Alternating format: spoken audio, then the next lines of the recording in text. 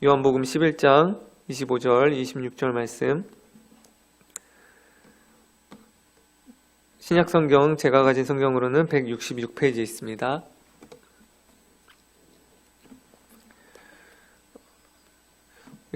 25, 26절 함께 다 같이 읽도록 하겠습니다. 시작. 예수께서 이르시되 나는 부활이요 생명이니 나를 믿는 자는 죽어도 살겠고 무릇 살아서 나를 믿는 자는 영원히 죽지 아니하리니 이것을 내가 믿느냐. 네. 잠깐 기도하겠습니다. 사랑의 주님, 이 시간 주님을 의지합니다. 성령을 통하여서 우리에게 생명의 말씀으로 임하여 주시옵소서. 예수님 이름으로 기도합니다. 아멘. 예루살렘에서 그리 멀지 않은 곳에 베단이라는 마을이 있었습니다. 그곳에는 갑작스레 죽을 병에 걸린 병자가 있었는데요. 그 병자의 이름은 나사로였습니다. 나사로는 마르다와 마리아라는 두 여동생이 있었고요. 이들 가족은 예수께서 살아생전 많이 사랑하셨던 이들이었습니다. 나사로가 거의 죽어가고 있는 그때에 예수님께서는 아직 베레아라는 지역에 머물고 계셨습니다. 예수님과 제자들에게 어떤 사람이 와서 급하게 메시지를 전해 주었습니다.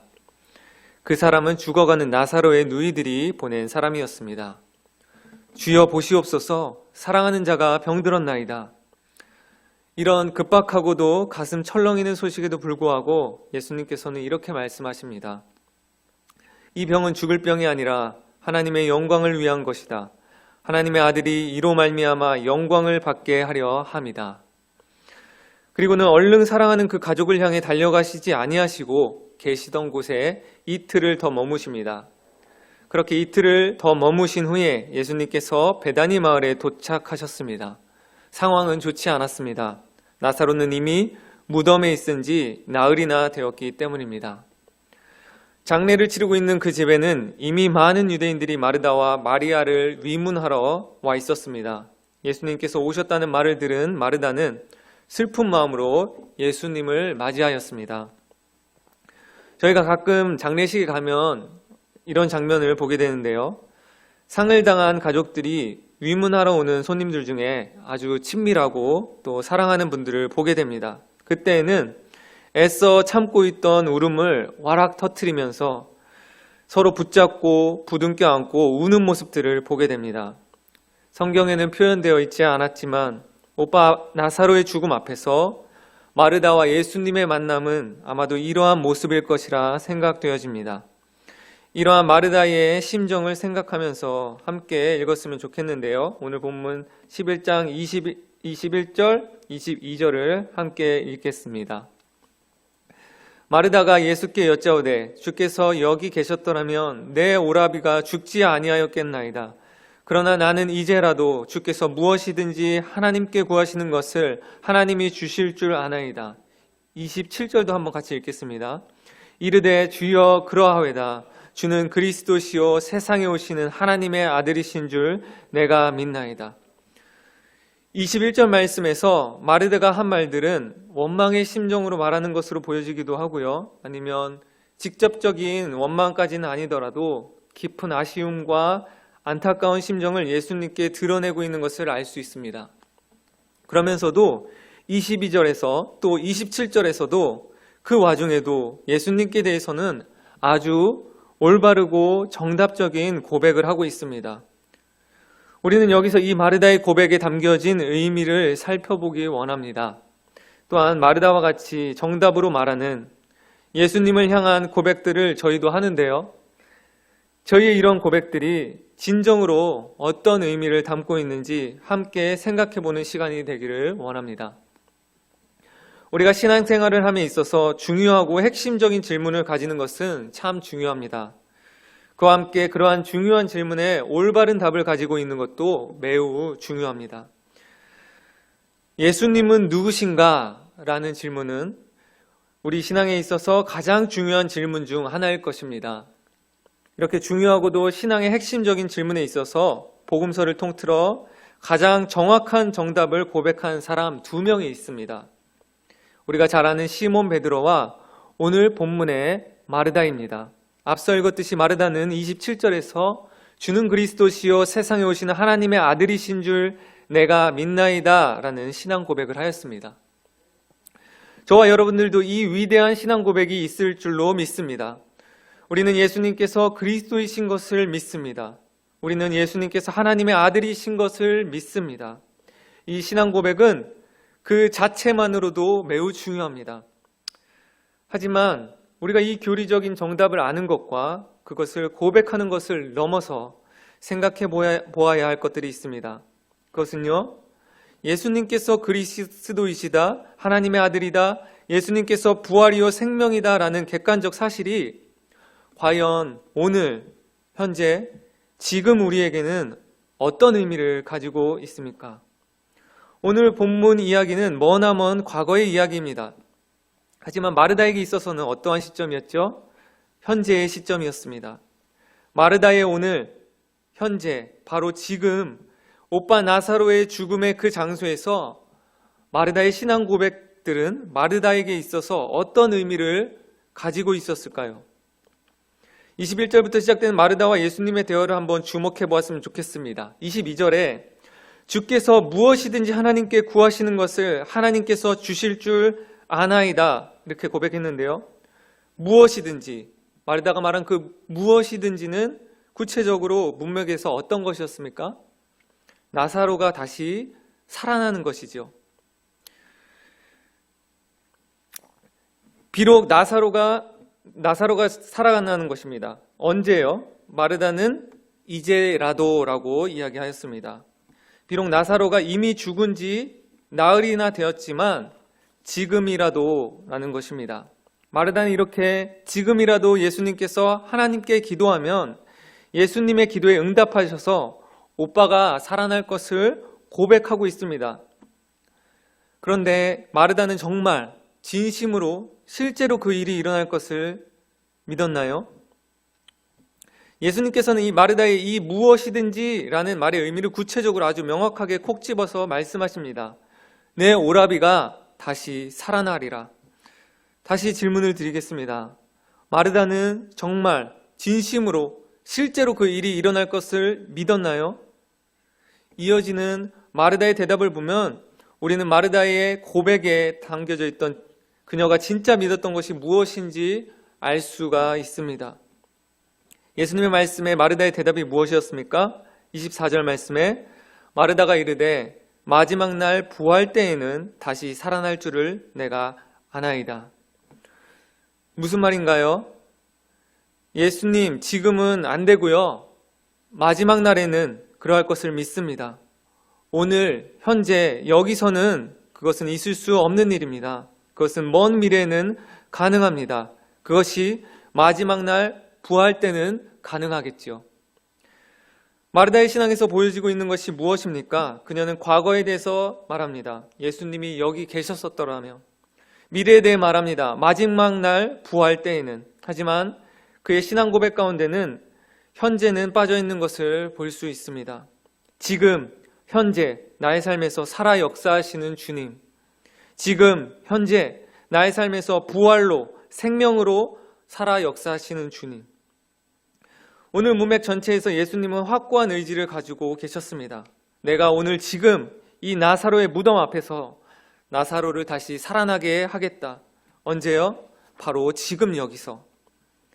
그런데 마르다는 여전히 그것을 알아듣지도 믿지도 못하고 또다시 자신의 현재 삶과는 거리가 먼 교리적 고백으로 대답할 뿐입니다. 주여 그러하외다. 주는 그리스도시요 세상에 오시는 하나님의 아들이신 줄 내가 믿나이다. 그렇게 마르다는 예수님을 막아섭니다. 예수님께서 대화를 마치신 후 나사로를 다시 살아나게 하시려고 돌을 옮겨놓으라는 명령 앞에 예수님을 이렇게 막아섭니다. 주여, 죽은 지가 나흘이 되어서 썩은 냄새가 납니다. 마르다는 예수께서 그리스도시요 하나님의 아들이라는 이 위대한 신앙 고백을 가지고 있으면서도 자신의 오빠의 무덤 앞, 그 고통과 문제의 시간과 장소 앞에서 그 시간 거기서는 교리적 믿음과 고백적 믿음뿐이었습니다. 그 믿음은요, 자신의 지금 실존 앞에서 실제가 되는 믿음이 되질 못했습니다. 그리스도 대신 예수님의 과거의 능력뿐만 아니라 먼 미래의 부활을 넘어 현재, 오늘, 지금 여기서 살아 역사하시는 주님을 그녀는 믿지 못했다는 것입니다. 오늘 본 말씀을 통해 우리의 믿음을 돌아보았으면 좋겠습니다. 우리는 오랜 시간 설교를 듣고 또 여러 가지 교리와 성경 공부를 하고 계속해서 더욱 많은 것들을 배우고 지식적으로 채워가고 있습니다. 그런데 과연 그 배운 것들이, 이 전해진 말씀들이 오늘 내 삶에서 어떤 영향을 주고 있으며 우리 삶에 일어나는 일들을 어떠한 관점으로 바라보게 만들고 있습니까? 우리의 믿음을 통해 그리스도께서 오늘 우리의 삶에서 어떻게 역사하고 계십니까?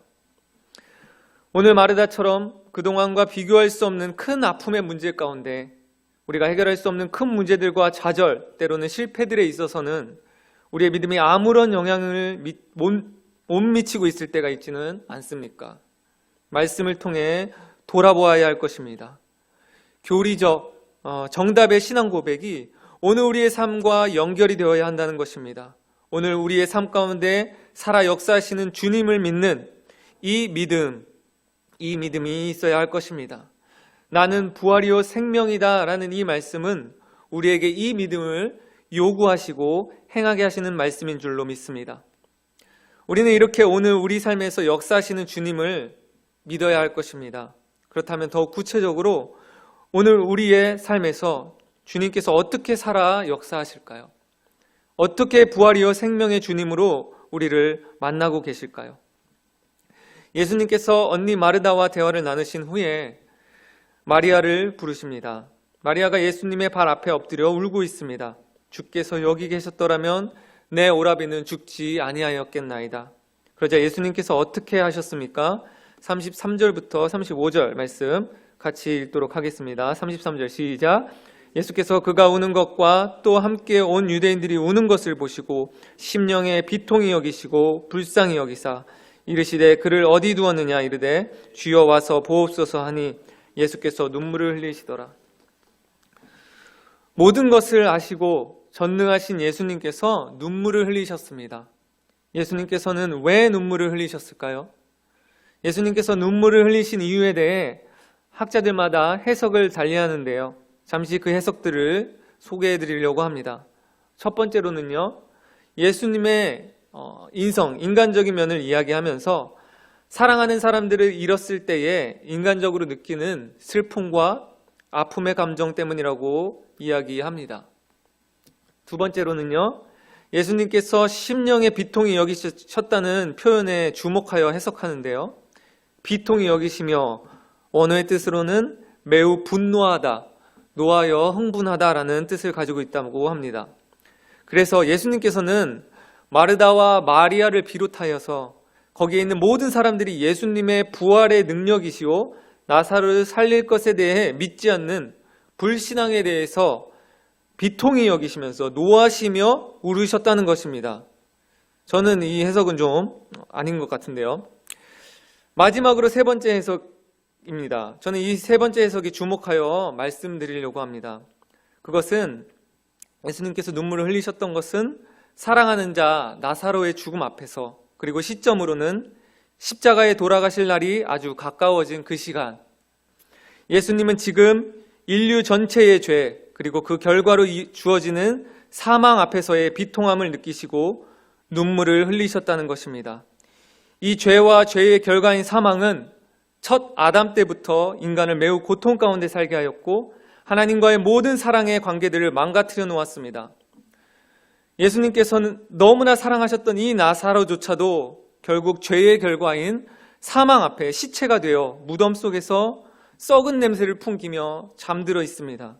그 무덤 앞에 선 예수님의 심정, 마치 우리가 종종 뉴스에서 보았던 우리의 자녀들이 정말 몹쓸 놈들로부터 학교 폭력을 당해 피투성이로 돌아왔을 때, 혹은 시체가 되어 돌아왔을 때, 그때의 부모님이 느끼는 그 비통한 심정, 아프고 자녀를 향한 긍휼이 불붙듯하며 그런 상황 가운데서 노하며 분노하는 그런 비통한 심정과 같지 않을까 생각해 봅니다.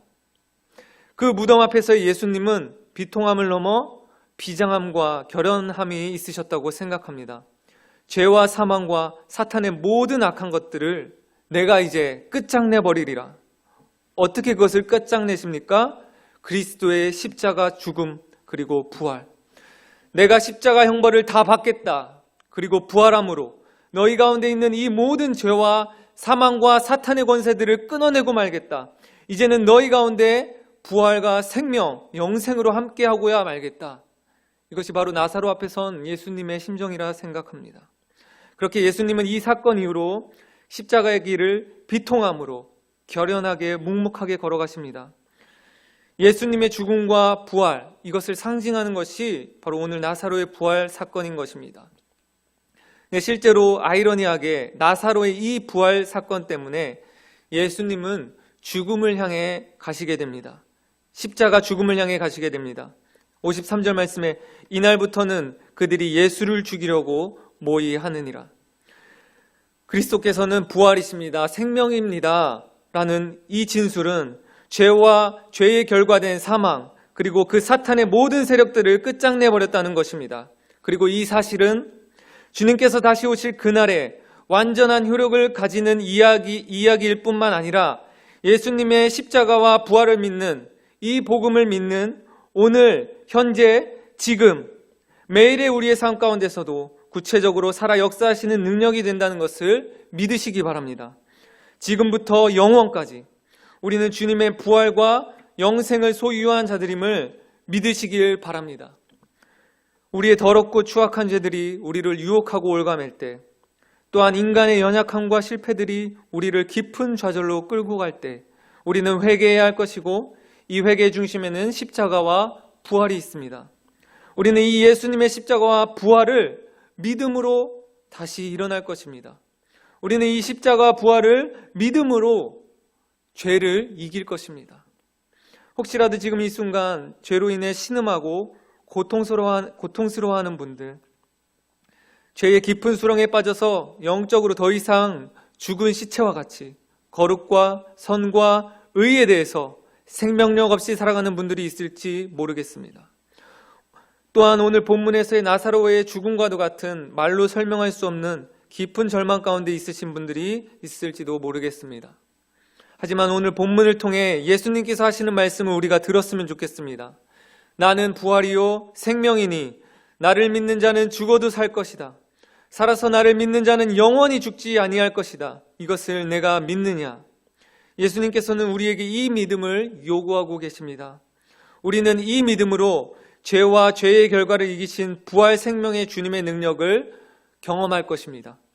마치 죽은 나사로의 시체와 같이 생명 없이 영적으로 죽은 시체와 같은 삶을 살아간다 할지라도 벌써 썩은 냄새가 난 지도 오래되어 가망성 없는 절망뿐인 순간을 지날 때에도 예수님은 우리에게 부활이며 생명이시고 우리를 일으켜 세우시는 분이십니다. 우리의 이 믿음은 예수님을 영화롭게 할 것입니다. 우리의 이 믿음은 전능하신 하나님 아버지를 영화롭게 할 것입니다. 말씀을 마무리하겠습니다. 오늘 본문 11장에서는 예수님께서 목적하신 바가 몇 번에 걸쳐 분명하게 나타나 있습니다. 15절 이는 너희로 믿게 하려 함이라. 26절 이것을 내가 믿느냐. 40절 내 말이 내가 믿으면. 45절 예수께서 하신 일을 본 많은 유대인들이 그를 믿었다고 그렇게 기록하고 있습니다. 이렇게 믿음이라는 목적과 함께 이 믿음을 통해 예수님께서는 더욱 궁극적으로 이루시고자 하는 목적이 있었습니다. 그것은 바로 하나님의 영광이었습니다. 4절 말씀에 하나님의 영광을 위하며 하나님의 아들이 이로 말미암아 영광을 받게 하려 함이라. 저와 여러분이 오늘 말씀을 깊이 새기며 이 부활 신앙으로 하나님과 그분의 아들께 영광을 올려드리기를 소망합니다. 오늘 내 삶에 살아 역사하시는 주님, 오늘 내 삶에 부활과 생명을 주시는 주님, 오늘 내 삶에서 이 믿음을 통해 영광 받으시는 주님, 이 주님께 대한 고백이 실제가 되어 살아가시는 저와 여러분 되길 소망합니다.